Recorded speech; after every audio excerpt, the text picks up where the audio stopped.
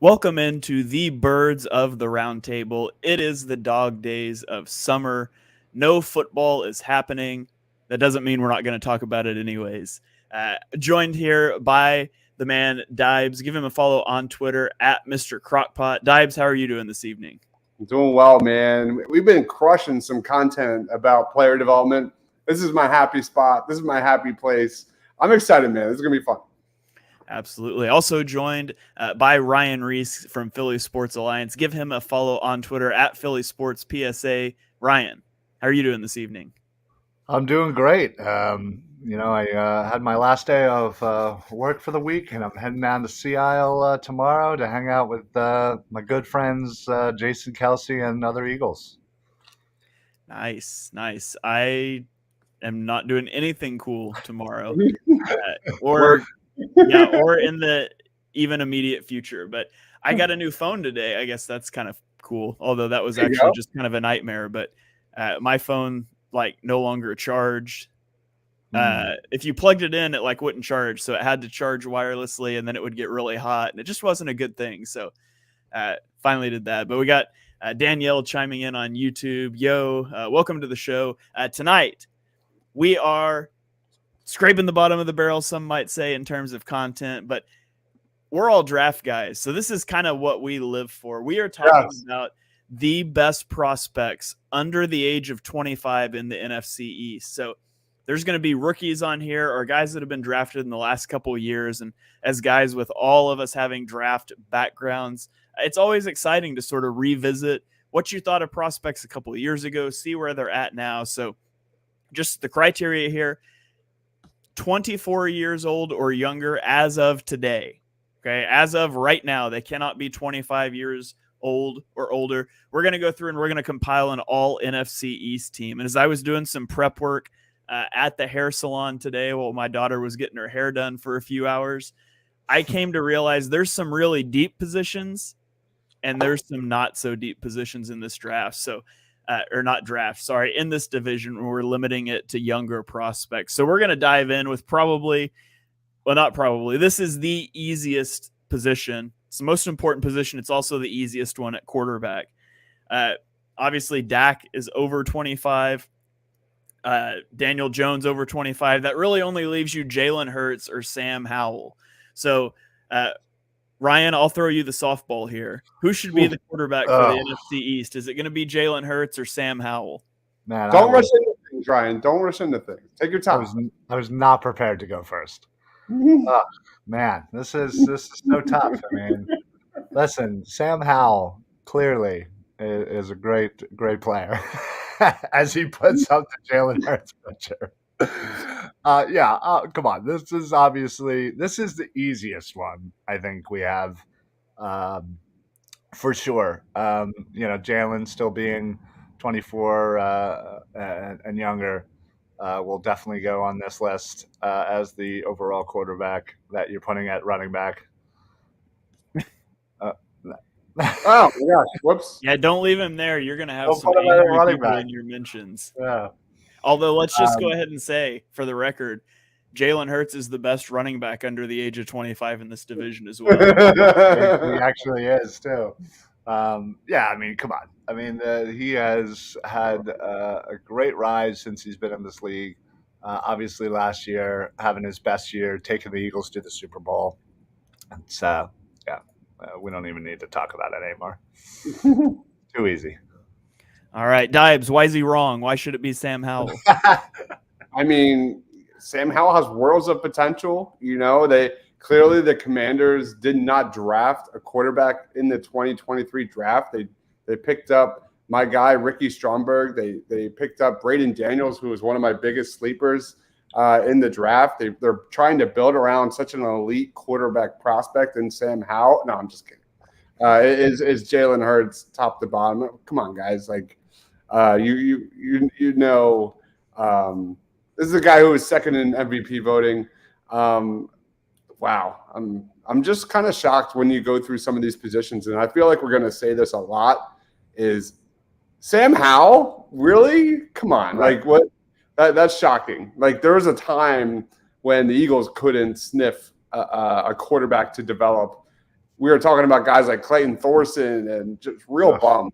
And Sam freaking Howell, the guy is so many years away, I think, from being an impact player. I don't buy any of that in Washington. All right, we'll make it unanimous then. We'll just go ahead and say that it is Jalen Hurts. But let's move on to a position that is a little bit more interesting, and that is running back. So I think there's a few different ways that you could go with running back here. Now, a lot of the good running backs you would think of are not under 25. Tony Pollard, not under 25. Saquon's not under 25. Antonio Gibson, none of those guys are under 25. But there's a trio of guys that are.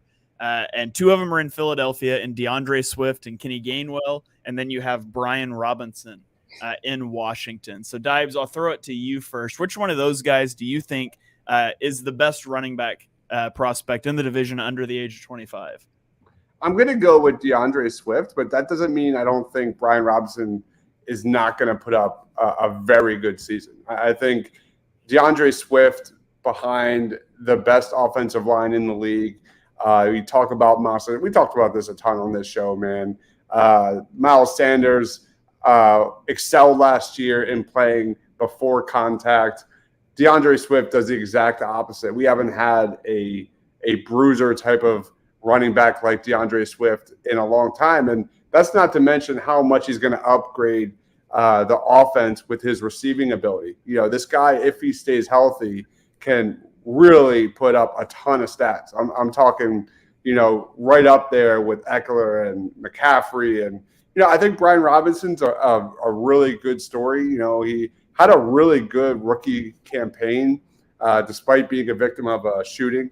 Prior to the start of the season, he did miss 4 games.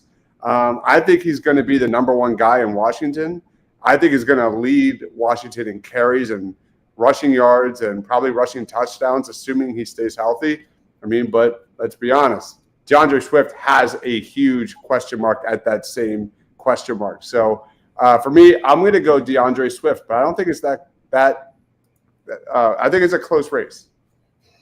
All right, yeah, I think it has to be between those two. I threw Kenny Gainwell in there because he fits the criteria. He kind of came on in the playoffs, but I ever so slightly lean Brian Robinson. But I think DeAndre Swift will have a better year this year, assuming he stays healthy. He's in a better situation. He's running behind a much better offensive line. Brian Robinson's yards per carry didn't nearly match DeAndre Swift's last year. And, of course, the Washington offensive line's not that great. So I would ever so slightly lean Brian Robinson, but I'm very open to DeAndre Swift. So we're going to throw it to Ryan, and Ryan's going to break the tie here. You got the softball last time, Ryan. You got to make the decision now. Well, and I agree with you guys. I think this is definitely a very close race here. But I am going to give the nod to DeAndre Swift. And it's honestly, it has nothing to do with the fact that he's an Eagle. I was always a big fan of him, when he came into the league with Detroit. I just think, given the way he runs and given the fact that he is going to be running behind the best offensive line in football, I just think he's finally going to it's finally going to click for DeAndre Swift. And, I agreed everything that Dibe said about Brian Robinson. He's definitely taking over that number one spot in Washington, most likely going to lead, the team in carries and yards and whatnot. So, but yeah, I just think given his opportunity and, as you said, they both kind of have a little injury history here, but they can both stay healthy. I'm still giving it to Swift in a very close race. All right, so DeAndre Swift, the Eagles have the clean sweep so far. Let's go to wide receiver, a position where I think there's some pretty good players in the division. Dibes, I'll throw it to you first. Give me a receiver under 25 that should be on this roster.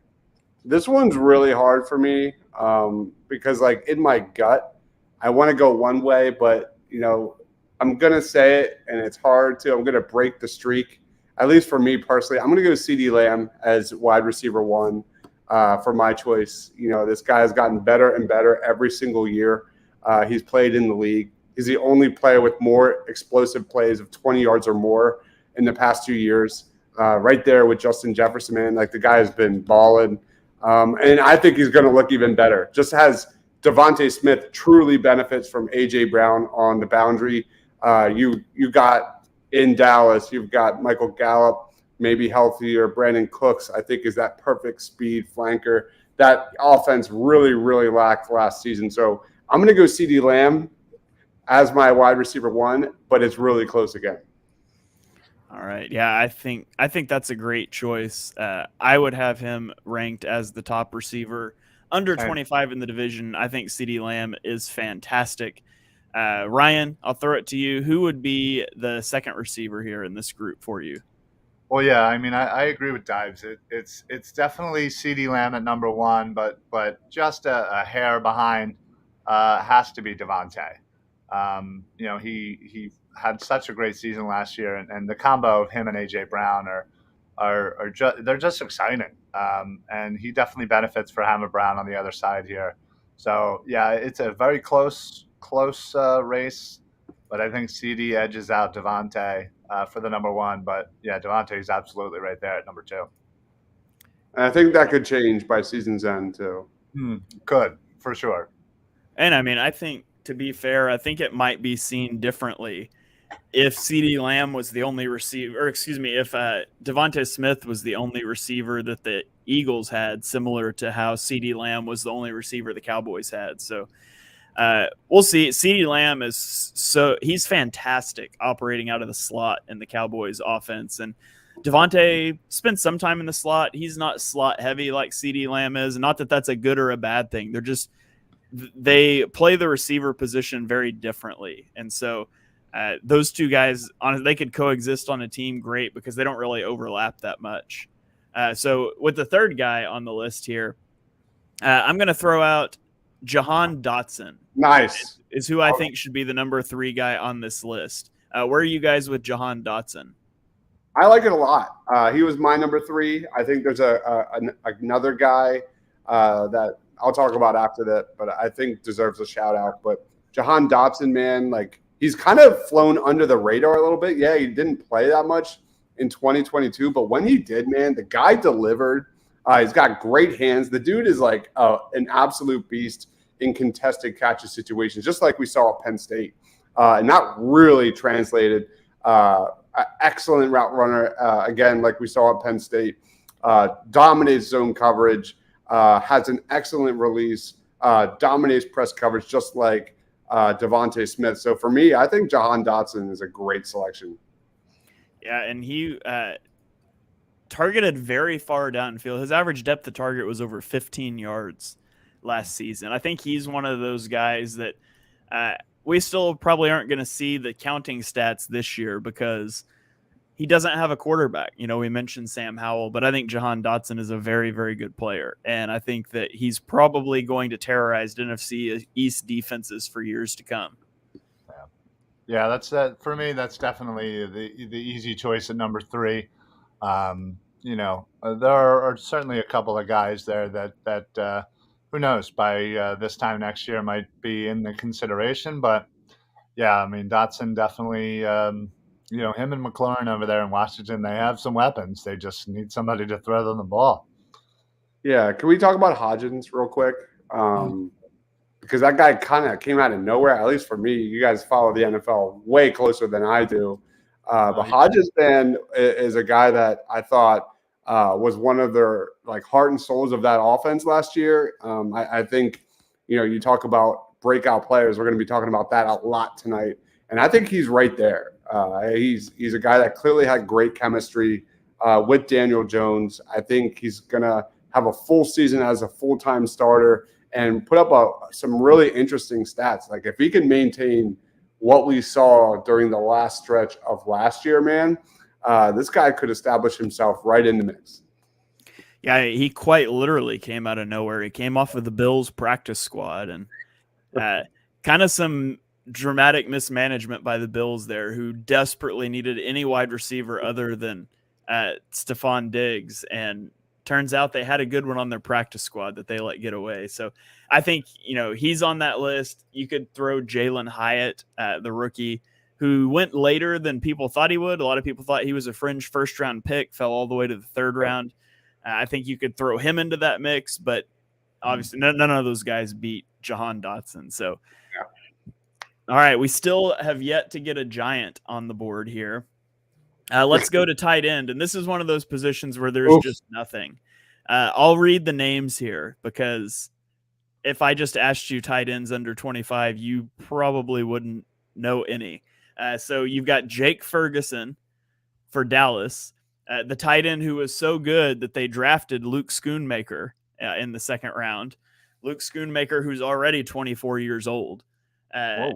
You've got Grant Calcaterra, who barely played. You've got Daniel Bellinger for the Giants. So that's pretty much it when you look at tight ends under 25 in the division. There is not much there. Yeah, this one's brutal. The Giants added Darren Waller. So, you would probably lean towards Daniel Bellinger as a guy that, definitely has some athleticism, definitely explosive, definitely could be a pretty nice piece of that Giants offense. But the guy that I think Mark Henry Jr. would like me the most to say would probably be Jake Ferguson. This guy has a chance to be, because there's no one else really to be a guy that breaks out considerably. And we are including rookies in this. And so we are projecting here. This guy quite literally, because he was mostly used as a blocker in the past. So I think he did have 200 receiving yards last year. Yeah, but that's not much. Again, a lot of projection here, but give me Jake freaking Ferguson over Daniel Bellinger. Why not? Yeah, I agree. He's the only one that's shown anything at the NFL level. You could make an argument on potential for Luke Schoonmaker, but Schoonmaker is really athletic, was just used as a blocker in college, but you could say he's the rookie. He's probably going to get the job. So you can make an argument for that, but he's not even younger than Jake Ferguson. They're like the same age. So actually Jake Ferguson, I think, is younger. So yeah, I'm fine with Jake Ferguson. We can go with him. Okay. What about you, Ryan? Are you good with that? Yeah, no, I'm definitely good with that. Again, it might have been a closer kind of decision here if, the Giants didn't get Waller and Bellinger was the number one guy. I think as a receiver, I certainly would prefer him over Ferguson. But again, you got to factor in how many snaps he's actually going to get with Waller there. So Mr. 200 yards here is going to have to be our option here at tight end. You know what? With the receivers that we have, I think 200 yards is fine. Yeah. That might not even be the worst position either. No. Yeah, it might not be. So, okay, let's get to offensive tackle, where I need to throw it to you guys for a ruling. So we need to talk about the Cowboys offensive lineman, Tyler Smith. When he was drafted, he was like flexible between guard and tackle. Then he played tackle last year. Right now, he's listed as an offensive guard for the Cowboys depth chart. So are we counting Tyler Smith as a tackle or a guard? I think you could go either way with him. But I kind of penciled him in as guard because that's what he's going to play this year. Yeah. I don't know. Maybe there's just an element of us taking the 5 best offensive linemen and plugging them into positions too. Yeah, there is that. But okay, we'll figure it out here as we go. So I think left tackle here is really easy for me. It's Andrew Thomas. Yeah, no question. He's the only guy. Jordan Mailata is too old. Tyron Smith's too old. I can't, for the life of me, off the top of my head, think of who Washington's left tackle is. So Andrew Thomas had a really rough first year, but last year he really came on and played at an elite level. So does anybody have any issues with Andrew Thomas to be the left tackle? No, he's an absolute beast. Okay, so let's talk right tackle, where, again, there's not a ton of options. Obviously, Lane Johnson's too old. I kind of penciled in Evan Neal as the right tackle, even though he was really bad last year. Andrew Thomas, the same thing with Andrew Thomas. Sometimes it just takes these guys a little bit to acclimate. So I actually, on my list, I went with the duo of Giants tackles. What do you guys think about that? I'm good with Evan Neal. Yeah. Sorry, go ahead, Ryan.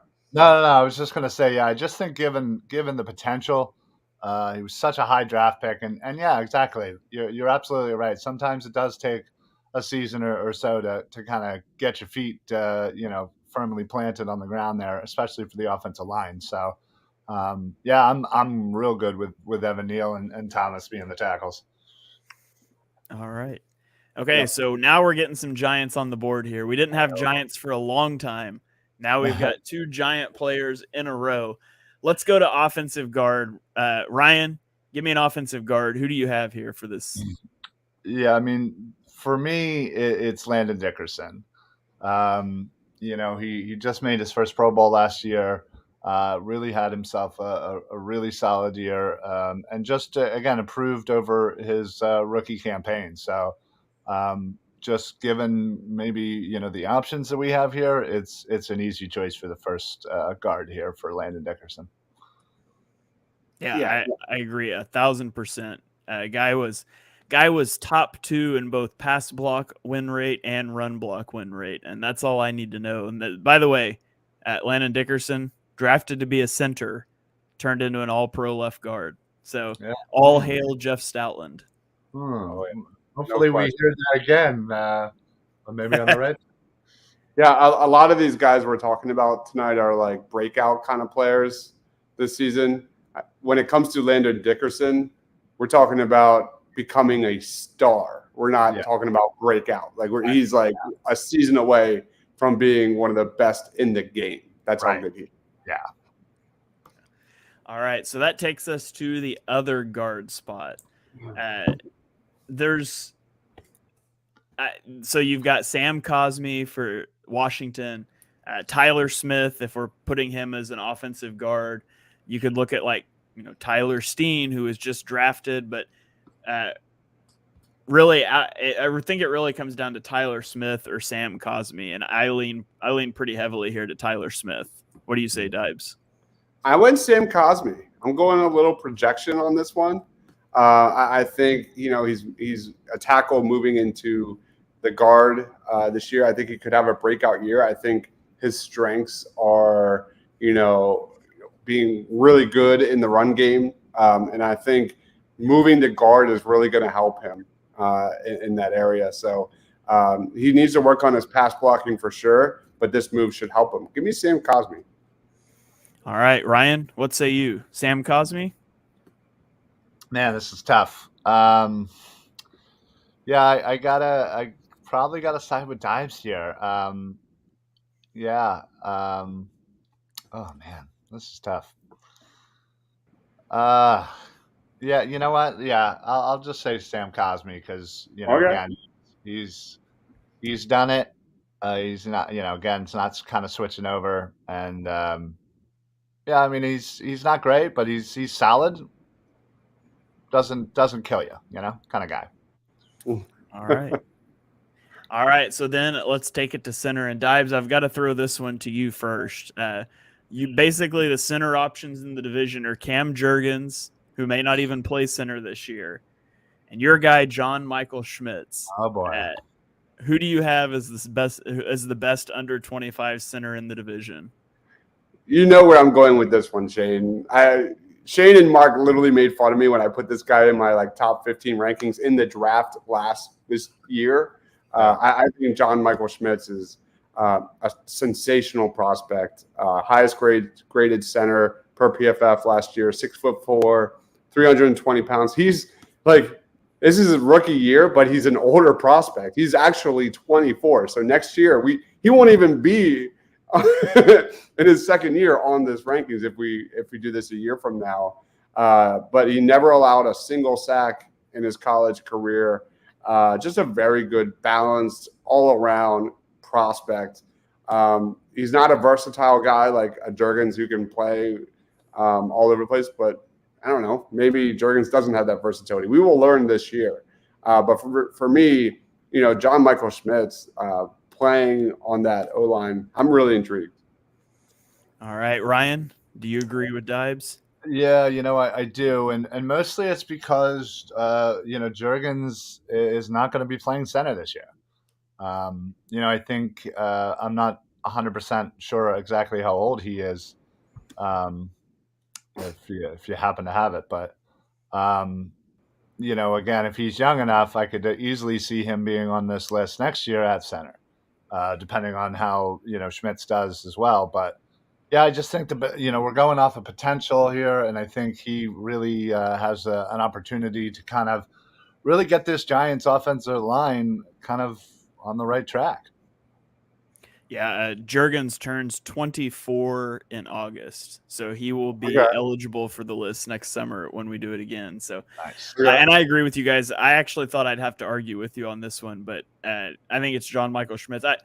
It just comes down to I had John Michael Schmitz rated higher than I did Cam Jurgens in their respective drafts, and Jurgens didn't play last year. And I mean, I loved what I saw of Jurgens in preseason last year. I think he's got a really exciting future, but I really like John Michael Schmitz. So there you have it on offense. It looks like we've got 3 Giants all on the offensive line. That's so you tell me who builds through the trenches in this division.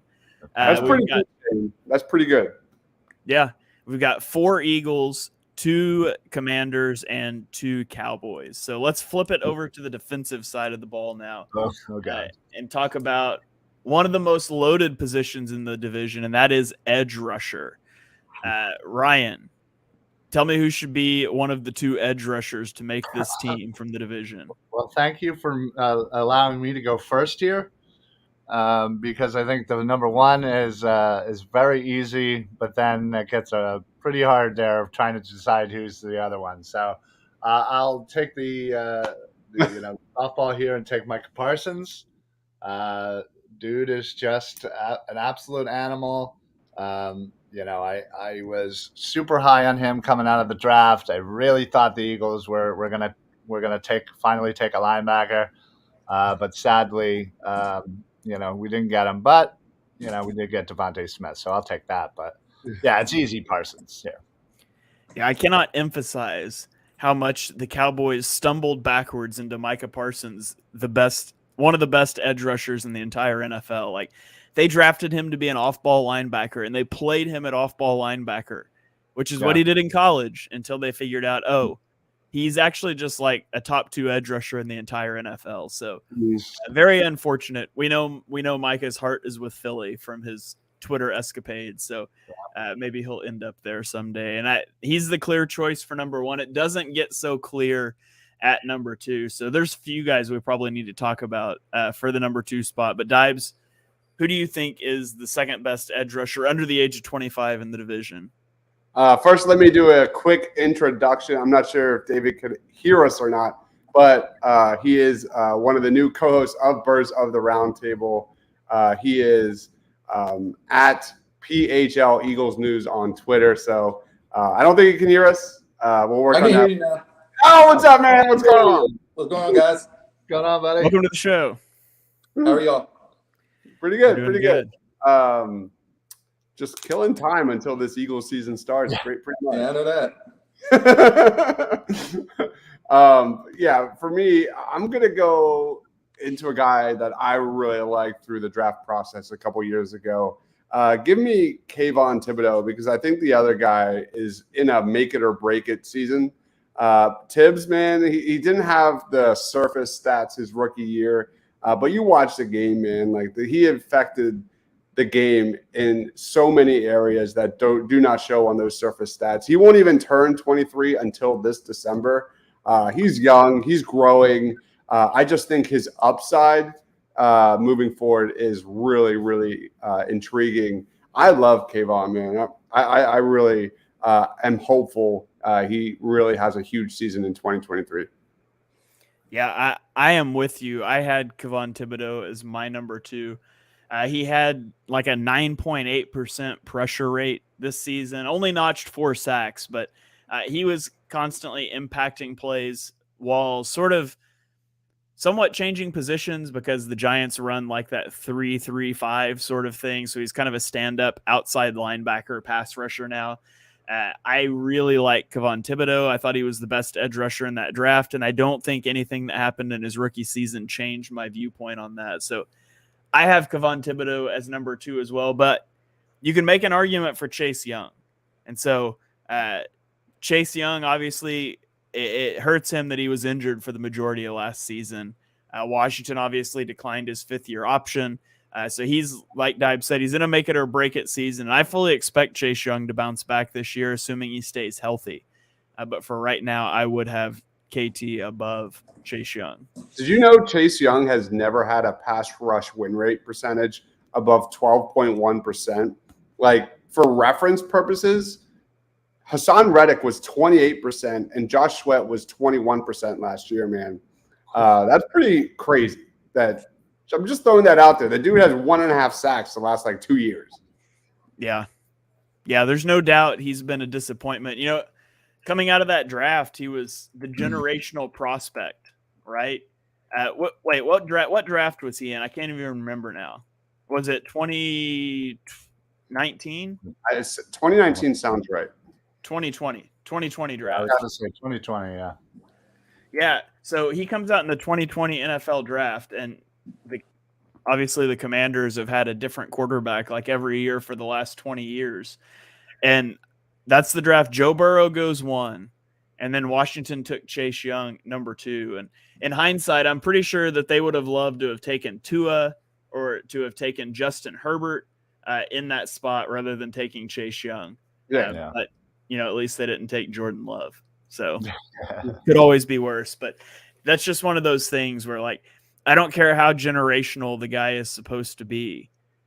If you need a quarterback, you have to go get a quarterback. And Washington didn't do that. And they're still here declining their generational prospects 5th-year option, and they still don't have a quarterback. And they're still not prioritizing getting one. And so you're stuck in mediocrity, which is the worst place to be in the NFL. Yep. Sure is. Okay, let's go to anybody else that you guys want to shout out as an edge rusher before we move on. I guess you could make a case for Azeez Ojulari, but he still has a lot to prove, man. He has a lot to prove. Mm-hmm. Yeah, agreed. I thought about, you could, if it wasn't such a loaded edge rusher group, you could potentially sneak Nolan Smith in there, but there's just too many good edge rushers, young edge rushers in the division. Yep. Yeah, I think we'll be talking about Nolan Smith next year for sure. Yeah, and right. 3 picks in the top 2 rounds. Yeah. Who knows? Yeah. Okay, so let's go to interior defensive line. David, I'll throw it to you here. Interior defensive lineman in the division under the age of 25. Who's a guy you think should make this squad? Without any prep work whatsoever, Jalen Carter. Yeah, absolutely. He was number 1 on my list. I mean, there's a lot of good interior defensive linemen. We talked about some of them last week when we did our all NFC East squad. Daron Payne, Jonathan Allen, you've got Fletcher Cox. There's lots of interior defensive linemen, but as far as young guys, it doesn't really get much better than Jalen Carter. And Jalen Carter is one of those guys that's supposed to be one of those generational prospects. And the Eagles were fortunate enough to snag him as he fell down the draft board. And hopefully he'll make a big impact in his rookie season. Does anybody have a problem with Jalen Carter as number 1? No. Go ahead, Ryan. No. You go. No, he was my number 1 guy in the draft this year. I was doing backflips when they were able to get him.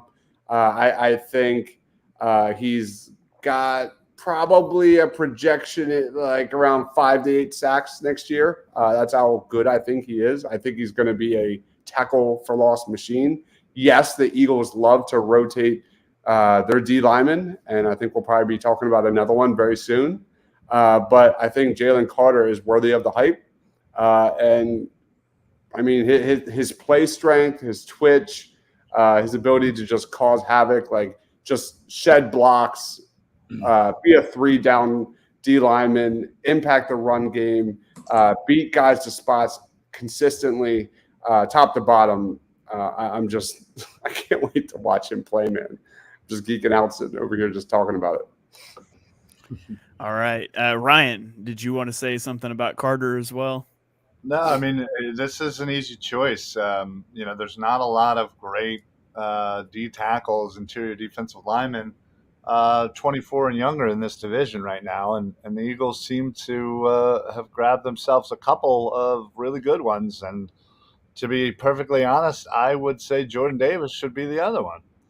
I just don't think there's anybody here that the potential of Jordan Davis.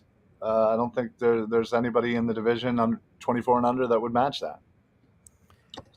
So we can go ahead and throw him on there. The other option, you could look at Oso Odigizua from Dallas. Dallas fans might argue for Mozzie Smith as well, but Mozzie Smith is Jordan Davis but less athletic. Neither one really have much pass rushing chops, and so I'm perfectly fine. I'm totally on board with the Eagles having both interior defensive line spots. And to be fair, like there's a lot of projection on the Eagles side. A lot of projection. I mean, Jordan Davis, he definitely had flashes, but it was a pretty up and down season. Lost his starting spot. I do think, that Jalen Carter selection is going to just be so big for his development, playing alongside a guy like that. So for me, I think this is a no-brainer. All right. Well, let's move on to linebacker. And this is one of those real yikes position groups. In general in the division, linebacker's pretty yikes, but when you narrow it to under 25, it's really tough. Ryan, who do you have here at linebacker? I feel like I'm only picking Eagles here. I don't want to sound like such a homer here, but yeah, honestly, you're absolutely right. It's bare bones here. And Nakobe Dean has there's a lot of expectations from him coming into this year, and I think he seems to be taking on the role of the leader on that defense as far as the quarterback getting the green sticker on the helmet. And yeah, I just think potential is high for him, and we saw small flashes of it last year, and I just think sky's kind of the limit for Dean here to really step up and become the man for the Eagles defense. All right, David, how do you feel about Nakobe Dean being one of these linebackers? He's the only one that comes to mind for number one as well. Mainly just because I agree with what you guys said. There's nobody young anywhere in this division that's really good. I don't know who y'all have as two, but again, I did not prep for this at all, but I probably have Jabril Cox second, just because I don't know who else to pick. So I'd say Dean's running away with the first spot. Yeah, I'm on board with that. I had Nakobe Dean as number one too, and actually Jabril Cox is already 25. He turned 25. Oh, okay. So he's technically, because he would have been on the list for me, and then I checked his age and I was like, shoot, gotcha. I didn't use him. So let's talk linebacker two. Does anybody have a linebacker two that they want to advocate for here? There you go. Is it Jamin Davis? Jamin Davis. Jamin Davis. I mean, he had a pretty decent breakout season last year. Definitely improved significantly from his rookie season, especially in coverage. Only 3 missed tackles as well. That's the only guy I can really think of. Like DeMarvion Overshown, who was kind of a prospect that I liked. But give me Davis out of Washington. I think from an athletic profile alone, I think he's got some upside. We'll go Davis. Yeah.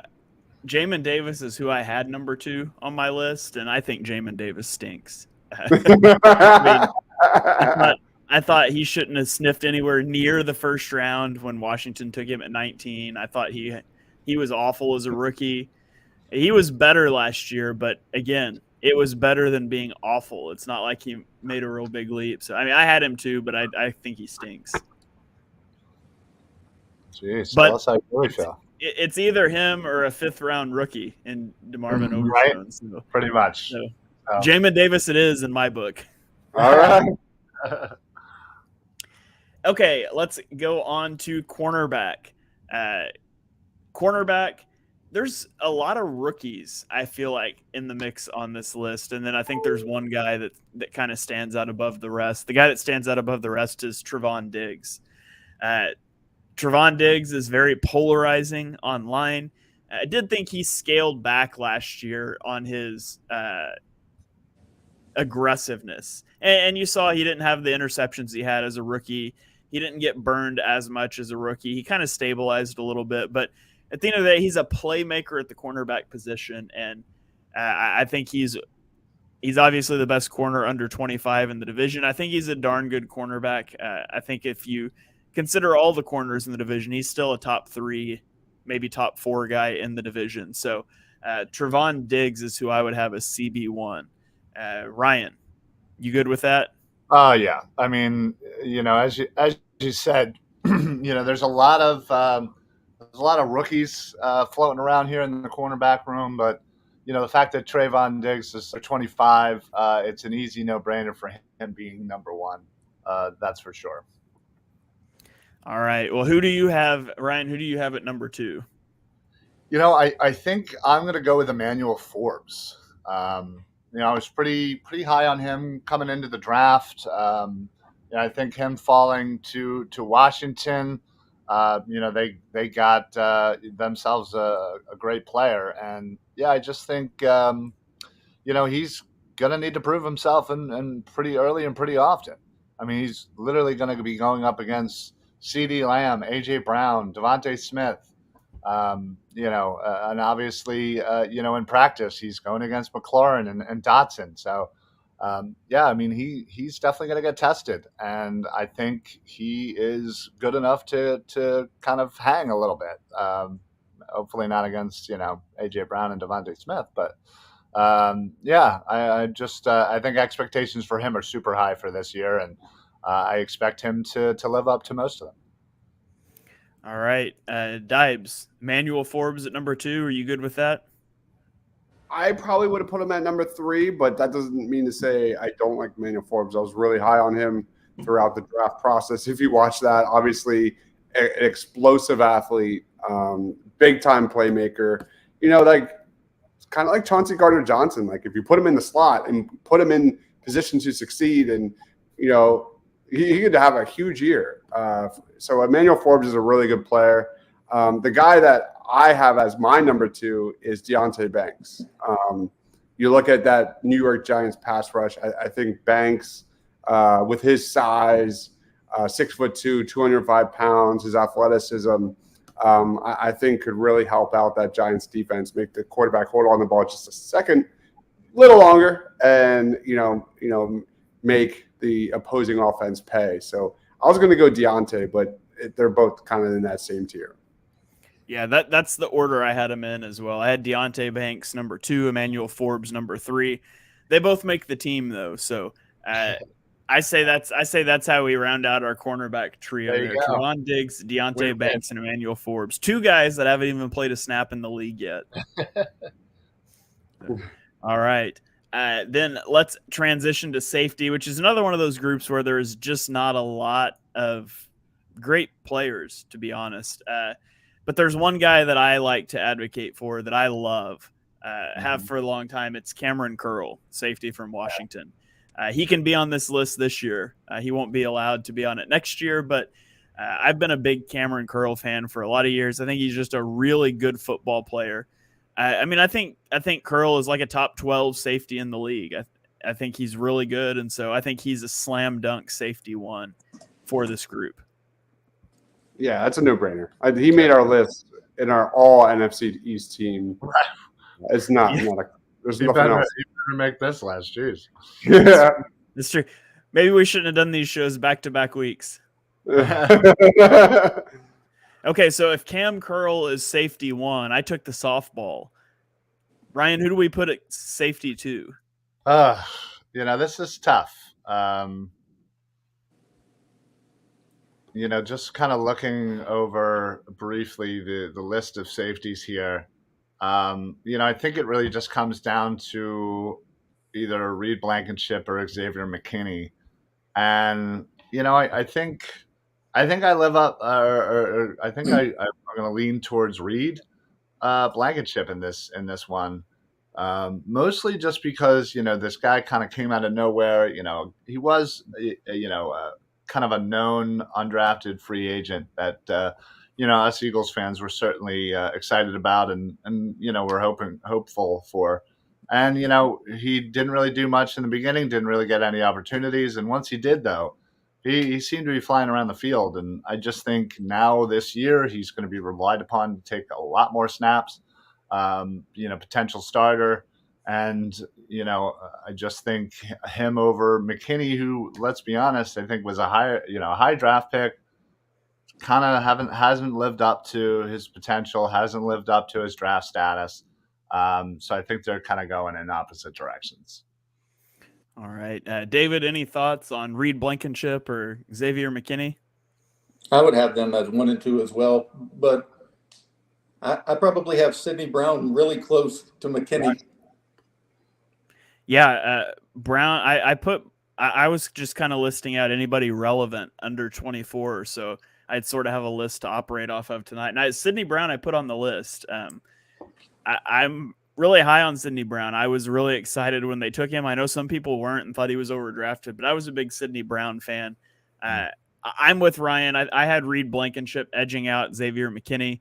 A little bit of the Marcus Epps route where I remember 2 years ago that I talked about really liking Marcus Epps and I thought he flashed and we would see if he could stand up to playing more volume, and he did, and now he's gone. And I kind of feel that way about Reed Blankenship. I thought he was fine. I thought he flashed in some moments. I'm anxious to see if he can stand up to like having more volume, and he's going to get that shot this year because he's kind of the only guy on the Eagles safety room that can be more of that free safety type mold. Whereas I think you're going to want Sidney Brown. You're going to want which Edmonds? I always get the Edmonds. Terrell Edmonds. Terrell Edmonds is a safety. You want those guys closer to the line of scrimmage, and so I think that Reed Blankenship's definitely going to be one of the starters this year. And I liked what I saw from him in limited play time last year. So I would have him edging out Xavier McKinney, a guy who we've seen a lot of, and I've just never been that impressed by. So I'll take the up and comer. Yeah. I agree. I thought this was a hot take. We talked about this before we went live. Like, this was the biggest one I wasn't sure about, and I'm going to go over Blankenship. Maybe I am biased. Who knows? But you look at McKinney, like, yeah, he's got that Alabama resume, but like he's missed 8 games. He kind of took a step backwards in 2022. That whole Giants secondary was garbage. That's a big area for New York to take another step in 2023. But for me, like, Blankenship was solid, man. He was solid against the run. He was solid against the pass. Yeah, he got picked on at times, but he could be among the list of Eagles breakout stars in 2023. A guy that we don't really talk about a lot because the Kobe Dean, Jordan Davis, some of these other Georgia and other guys get a lot of the attention, but Reed Blankenship, man, I don't know how much he's going to be a regular start, like a play. I don't know how many snaps he's going to get, but the Eagles love to rotate their guys back there, and maybe he has a chance. All right, so that rounds out our defense. We have 4 Eagles on the defense.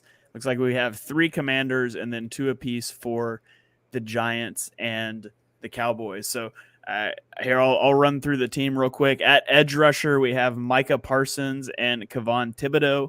Interior defensive line, a duo of Alabama guys, or excuse me, a duo of Georgia guys. I'm stuck on Alabama right now. Jalen Carter and Jordan Davis. At linebacker, we have Nakobe Dean and Jamin Davis. At cornerback, a trio of Trevon Diggs, Emmanuel Forbes, and Deontay Banks. And then at safety, Cameron Curl and Reed Blankenship. And then if you want to flip back to the offense, I just realized I never kind of recapped those. So on offense, at quarterback, we had Jalen Hurts. Running back, DeAndre Swift. At wide receiver, a trio of CeeDee Lamb, Devonta Smith, and Jahan Dotson. At tight end, we have Jake Ferguson, by far one of the weak links on the team, one of our weak and then on the offensive line, we have from left to right, Andrew Thomas, Landon Dickerson, John Michael Schmitz, Sam Cosme, and Evan Neal. So that is your all NFC East squad made up of prospects under the age of 25. David, thoughts on this squad? If you put this team just like in the NFL, how many games are they winning? What do you guys think? Is this a playoff team? Yes. Yeah, it is. I find more interesting because I wasn't here when y'all did the offense, so just the positions that each team has selected, I guess, under 25. Just you can see everybody, like the defense tackles for the Eagles. You can just see everyone's tendencies in the draft. I never really looked at it this way because I focus so much on the Eagles. I never really looked to pay attention as quite as much as what the other teams are doing. So it's pretty interesting just to see the draft capital that's been used past couple of years. Yeah, I'm really sad that the Giants have a competent front office now, and they're Yes. starting to build through the trenches. It makes me sad. Shane, that's my take, is how, the New York Giants have got it going on. They got 44% of the trenches in this project tonight. 3 on the offensive line, another great one on the defensive line. And then you look at, I like David's comment about like tendencies. Like you have the Cowboys going for playmakers, especially at corner, feast or famine kind of guy. So for me, it's the Giants. That's the big takeaway, is that they really have turned the corner. Yeah, I think the Giants, they need to land the quarterback. And that's hard because you need to land the quarterback before you become competent. I don't know how they're going to be bad enough to get the quarterback now, but they certainly have the GM. They've got the head coach. They're building through the trenches the right way. I really feel like the Giants are a quarterback away from being a perennial contender in the NFC again. Yeah, for sure. Yeah. All right, Ryan, anything stick out to you in this? Yeah, honestly, just kind of reiterating what's already been said is, the Giants' offensive line. I mean, 3-4 years, not awful. And now the future looks bright there.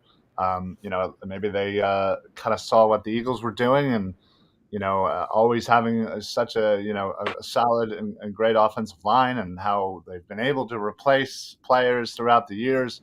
We have some older players on the offensive line, but we already replacing players. We already have future backups. So yeah, I think they took a page out of that book, and again, it's not great to see, but yeah, they're doing it the right way, just like the Eagles. So it looks like the rest of the division adopted Howie's position on linebackers as well. Yeah, well, I don't know about that. The Commanders keep drafting them. They're just never any good at not succeeding, but yeah, they're drafting. Yeah. All right. Well, that is going to about do it for this exercise. I hope those of you watching, playing along at home, you guys can drop us some comments if you think there's guys that we missed. I know that we had a few comments for players that are actually 25 already, like Benjamin St. Juste for a cornerback spot. He actually just turned 25, so was ineligible for this list. But drop us a comment. Let us know what you guys think. Let us know what you think we missed. Other than that, that's about all we have for this episode. So let's go. Final thoughts, plugs. Dibes, I'll throw it to you first. Give us your final thoughts. Anything you want to plug, the floor is yours. No, I just want to say welcome, David. It's going to be fun, man.